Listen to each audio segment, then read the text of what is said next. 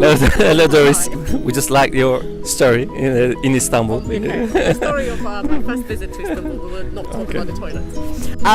My first story of Istanbul trip. I thought it was the most beautiful place, and it was the first city I went to do a sales trip and tell people about Regent. So I had lots of meetings, and the first time I went to the Asian side, everyone said to take a taxi because it's not safe or whatever, and I said no, I really wanted to do the ferry, I want to cross the Bosphorus. And the first time I crossed the Bosphorus, I thought it was the most beautiful thing.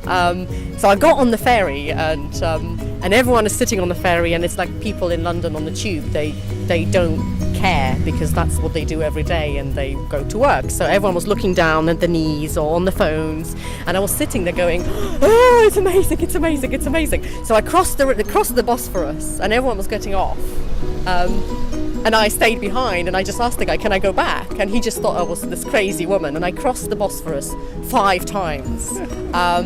And my last time I was crossing the Bosphorus, he just gave it to me for free. He just said, okay, you're clearly mad, just go for free.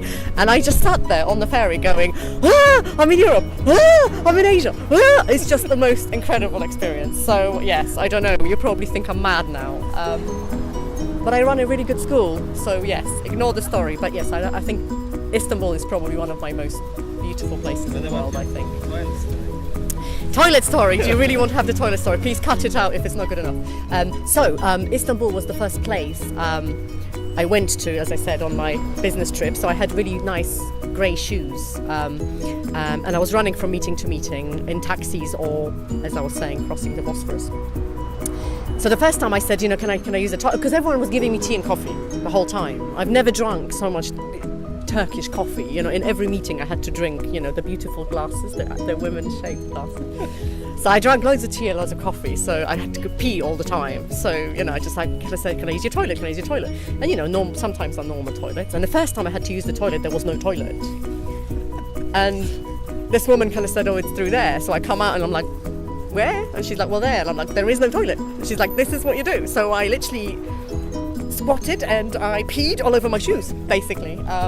So I had to, I had to go to the next meeting. So and it was hot, it was May, and it was already very hot. I wasn't prepared for it. So as I was walking to my next meeting, I could see that the pee was evaporating from my shoes and they were clean again. And nobody would ever know that I peed on them. And the second story about the toilet is I was meeting another good a friend of mine, or partner, agent, and in his toilet, I used his toilet, and something poked me in the ass, basically, as I was sitting on the toilet.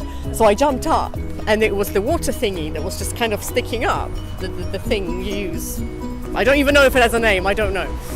So I came up, and I kind of said to him, Ahmed was his name as well, actually. I said, Ahmed, it's disgusting, something just poked me in the ass. And he just looked at me and said, Doris, with respect, we think it's disgusting that you don't have it in your toilet, which I also thought was a very intelligent thing to say.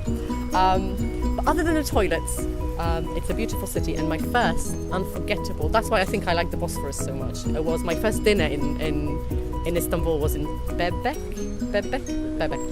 area, and I just thought it was the most magical thing. And it was the Atatürk Day or something. It was a free day. I managed to book my first sail. Yeah.